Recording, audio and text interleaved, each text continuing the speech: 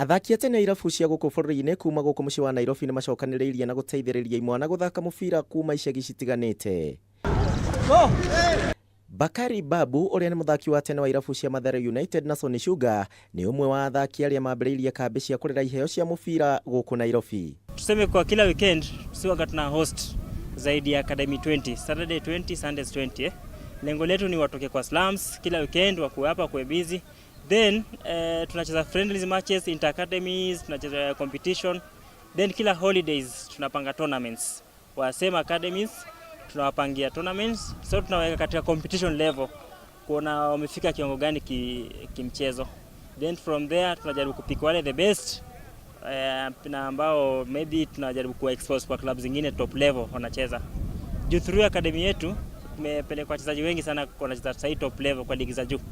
Kuna wale wanacheza Tusker, kuna wale wako Gor Mahia, kuna wale wako Sony Sugar. So umetoka tu through our academy. So through hizi friendlies za kila weekend tumeweza ku identify many talents. As kama leo vile mnaona kuna talent mingi sana suaga tuna identify. Tukidefinitely tunajaribu ku note down. So tunajaribu kuwaleta pamoja. Si believe bila academy, bila kuanza vitu huku chini kwa grassroots, hata top level Kenya hatuwezi fanya kitu. So ndo tuige mfano hizi nchi zingine zenye zimestawi kisoka.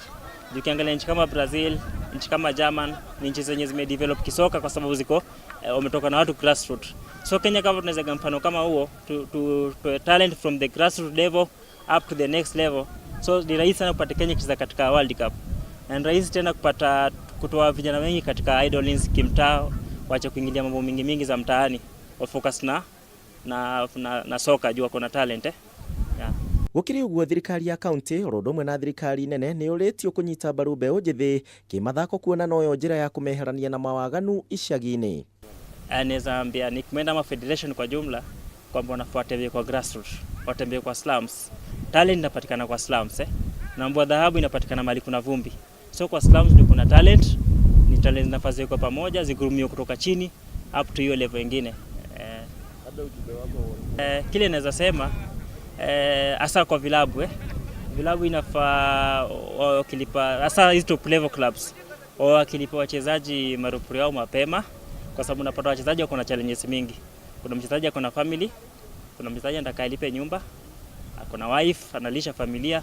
So wakati ile mshahara wake unachelewa ama allowances zinachelewa, anakuwa na ile stress. Sasa anakuwa tempted. Hapo unapata mchezaji ameanza kufikiria uze mechi ama afanye nini. But to me haifai iwe hivyo. Haifai watu wafikirie kuuza game. Watu wanafaa kucheza na passion. Kama ni mchezo ushinde kwa uwanja wacha mshindi apatikane pale kwa uwanja.